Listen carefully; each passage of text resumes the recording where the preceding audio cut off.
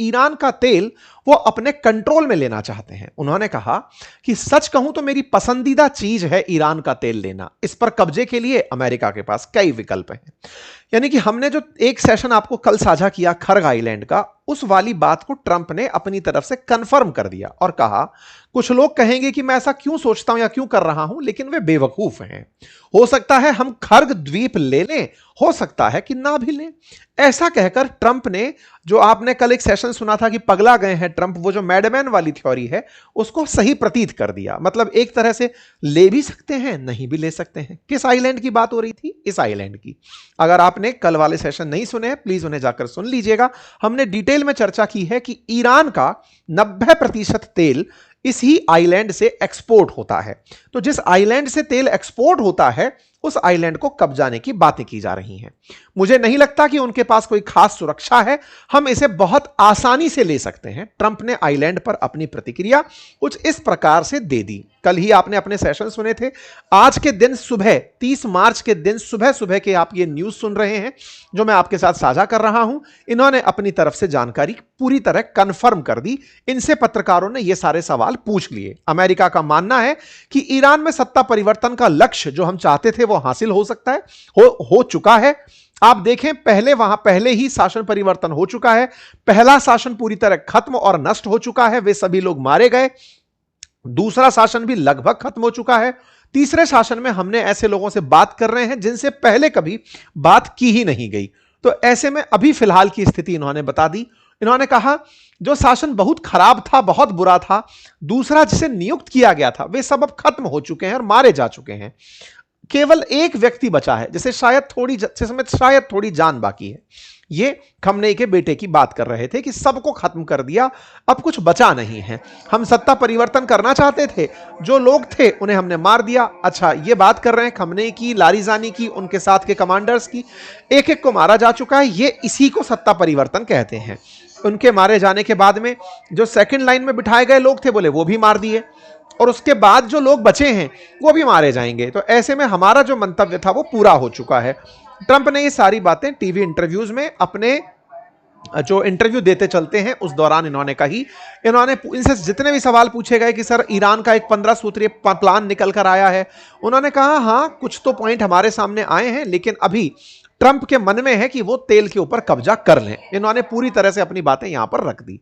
कुल मिलाकर ये खर्ग आइलैंड लेना चाहते हैं, ये बात इन्होंने खुद कबूल ली। और ऐसे में ये बात तब निकल कर आई जब 29 और 30 तारीख के दिन 4 देश, या फिर कहिए तो 3 देश के प्रतिनिधि पाकिस्तान में मिलने आए हुए थे। जहां पर 3 देश के प्रतिनिधि विदेश मंत्री बनकर के विदेश मंत्री पाकिस्तान में युद्ध रुकवाने के लिए आए हुए थे। उस समय ट्रंप कह रहे थे कि हम खर्ग आइलैंड लेना चाहते हैं। युद्ध विराम की बात करने आए थे लोग, लेकिन ट्रंप ने कहा कि हम वो द्वीप चाहते हैं। तो ये था क्या? हो सकता है कि ट्रंप की ये प्रेशर टेक्निक हो सकता है कि ट्रंप इस माध्यम से ईरान को प्रेशराइज करने का प्रयास कर रहे हो कि आप मान जाओ, अदरवाइज हम आपसे आपका आइलैंड वापस ले लेंगे। लेकिन इंटरेस्टिंग था, इस पूरी बातचीत में ईरान की तरफ से एक सिपाही भी शामिल नहीं हुआ। तब ईरान की तरफ से अगर कोई शामिल नहीं हुआ तो फिर इस पूरी बेगानी शादी में ट्रंप का प्रेशर अल्टीमेटली काम किसके आया? अल्टीमेटली इन दोनों को ट्रंप ने क्यों मुख्य भूमिका में पहुंचाया? कुछ दिनों पहले मैंने आपके सामने एक जानकारी साझा की थी और कहा था कि पाकिस्तान मदद के लिए आगे आया है। पाकिस्तान ने कहा है कि वो मध्यस्थता करना चाहता है। वो 15 सूत्रीय पॉइंट लेकर निकल के आया था ईरान के कि ईरान ये मांग करता है साहब। जब ये जानकारी आई थी तब हमने आपके सामने ये सेशन बनाया था।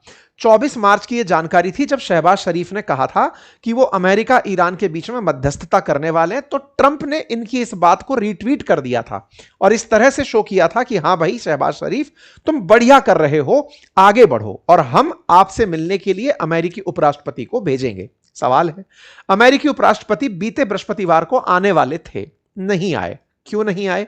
क्योंकि ईरान असल मायने में टेबल पर बैठने के लिए तैयार ही नहीं हो रहा है। ऐसे में ईरान पर प्रेशर क्रिएट करने के लिए ये जो बाकी देश हैं ये आपस में पाकिस्तान के साथ मुलाकात कर रहे हैं। ऐसा मैसेज देने का प्रयास किया गया। क्या यह मैसेज कामयाब हुआ? आइए इसका भी विश्लेषण करते हैं।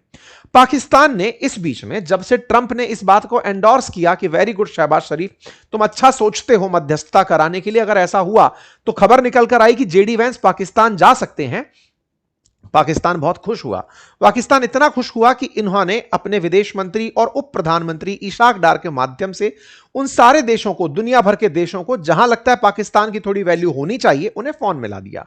बताकर इन्फॉर्म किया गया कि साहब देखो, हम आजकल बातचीत में चल रहे हैं, रीजनल लेवल पर हमारी बातचीतें चल रही हैं। इंटरेस्टिंग है, मलेशिया के पीएम से इन्होंने, फॉरेन मिनिस्टर से इन्होंने बातचीत की।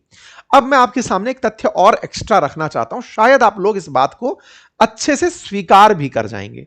आप अगर हेडलाइन, ये ministry of foreign affairs Pakistan की लाइन है, यहां पर लिखा है de escalation, dialogue and diplomacy. आपको याद है, भारत के द्वारा रूस और यूक्रेन के केस में अंतरराष्ट्रीय मंचों पर एक ही लाइन, जिसमें 3 शब्द थे, वो कहे गए थे, जिसकी वजह से इमानुएल मैक्रोन ने प्रधानमंत्री मोदी की बात को एंडोर्स करते हुए पब्लिक के सामने रखा था। ये बात बहुत ज्यादा चली और हमने आपके सामने मल्टीपल टाइम इस बात को दोहराया कि भारत 3 शब्दों को संयुक्त रूप से बोलता है, डिप्लोमेसी, डायलॉग और पीस, डीडीपी करके हमने आपको पॉइंट दिया था। डिप्लोमेसी बोले तो कूटनीति की, आपस में लोग बातचीत करें, बातचीत को डायलॉग कहा गया, और तीसरा बोले शांत रहो, युद्ध मत करो। यह वक्त युद्ध का नहीं है, यह भारत का मंत्र था। इसी मंत्र को पाकिस्तान ने कॉपी कर लिया है। पाकिस्तान अब यही डायलॉग और डिप्लोमेसी हर अपने ट्वीट में चिपका रहा है, लोगों को कह रहा है कि अल्टीमेटली डिप्लोमेटिक एफर्ट्स करने होंगे और डिप्लोमेसी करनी होगी। हर जगह वो डिप्लोमेसी और डायलॉग की बात को उठाकर और पीस की बात को उठाकर चिपका रहा है। तो पहला नकल तो पाकिस्तानियों का विदेश नीति में यह निकल कर आया। दूसरा नकल सुनिए साहब, आपको याद है ऑपरेशन सिंदूर के समय भारत ने जो भी काम करना था, एक्शन पाकिस्तान पर लेना था, उससे पहले हमने विदेश के तमाम देशों को सूचित किया था कि साहब हमारे यहां पर ऐसे ऐसे पहलगाम में आतंकी हमला हुआ है और हम लोग ये एक्शन लेने जा रहे हैं, ताकि अब दुनिया को विदित रहे कि हम लोग कुछ सोच रहे हैं। पाकिस्तान ने बकायदा बिल्कुल वही नकल करते हुए, जो इस युद्ध में पार्टी नहीं है, उन देशों को भी फुनिया दिया गया और स्टेटस पर डाल दिया गया कि सुनिए साहब, हमने तुर्की को फोन कर दिया है, हमने मलेशिया को फोन कर दिया है, हमने जॉर्डन को फोन कर दिया है, सबको इन्फॉर्म कर दिया कि साहब हम कुछ करने जा रहे हैं। प्रमाण क्या है? बोले ट्रंप ने हमारे ऊपर सर पर हाथ रख दिया कि करो करो, बढ़िया करोगे। Again, dialogue diplomacy is the only way forward. कुल मिलाकर बेटे को बाद में समझ में आया, जब भारत ने इतने दिन तक दुनिया के सामने यह संदेश दिया, पाकिस्तान को यह बात समझ में आई। पाकिस्तान इसी बात को लेकर के आगे निकला, पर वही वाली बात है, अधूरा आगे लेकर के निकला। इसने बकायदा यूएन तक को सूचित कर दिया कि सर देखिए, हम एक बातचीत आयोजित कराने जा रहे हैं और इस बातचीत में सऊदी अरेबिया, तुर्की और इजिप्ट, इन तीनों के प्रतिनिधि हमारे पास आ रहे हैं। कौन सी तारीख को आ रहे हैं? 29 और 30। आज क्या तारीख है? 30 तारीख। 30 तारीख खत्म नहीं हुई है। 29 और 30 तारीख को ये लोग इस्लामाबाद विजिट करने आ रहे हैं। बोले बहुत बढ़िया साहब। इस पूरी बात को मैसेज के रूप में इन्होंने 28 तारीख को पेस्ट कर दिया। ये लीजिए साहब, 28 तारीख की रात का, यानी कि 29 तारीख और 30 तारीख को बैठकें होनी है, तो 28 की रात 11 बजे ये लोग पहुंच जाते हैं कि चलो भाई 29 को अब मीटिंग शुरू होगी। यहां पर आप फॉरेन मिनिस्टर इजिप्ट के आए हुए देख लेते हैं, आप तुर्की के आए हुए विदेश मंत्री को देख लेते हैं, और यहां पर जब ये लोग पहुंचते हैं तो 29 तारीख को ही मोहम्मद इशाक डार ने फॉरेन मिनिस्टर ऑफ ईरान के साथ टेलीफोनिक बातचीत करी कि साहब हम लोग ऐसी ऐसी बातचीत करने जा रहे हैं और आप लोगों को इन्फॉर्म किया जा रहा है कि अल्टीमेटली रीजनल शांति और पीस एंड स्टेबिलिटी सबसे ज्यादा जरूरी चीज है। अब साहब ये सारे देश जो बैठकर बात कर रहे हैं, इनमें ईरान का प्रतिनिधि नहीं है। जिस तरह से दुनिया भर के राजनेताओं को सूचित किया गया, ऐसे इनको भी सूचित कर दिया गया विदेश मंत्री के नाते कि हम लोग बैठक कर रहे हैं, बातचीत कर रहे हैं। चलिए साहब, ये बातचीत की तस्वीरें हैं। पाकिस्तान के अंदर सभी विदेश मंत्रियों से बातचीत होती है। ये सऊदी वाले हो गए, तुर्की वाले हो गए, इजिप्ट वाले हो गए। आपके दिमाग में प्रश्न आएगा कि इजिप्ट कहां से एंट्री कर गया? इजिप्ट केवल इसलिए क्योंकि ट्रंप ने बोर्ड ऑफ पीस की बैठक को काहिरा में इजिप्ट के अंदर आयोजित करवाया था, तब से यह लगता है कि हां भाई, मुसलमानों के ओआईसीओ के देशों में मिस्र नामक एक देश भी कुछ महत्व रखता है। अदरवाइज अब तक इस पूरे वेस्ट एशिया के कन्फ्लिक्ट से उसे दूर ही रखा गया था, उसका कोई महत्व नहीं था, लेकिन अचानक उसकी वैल्यू बढ़ गई।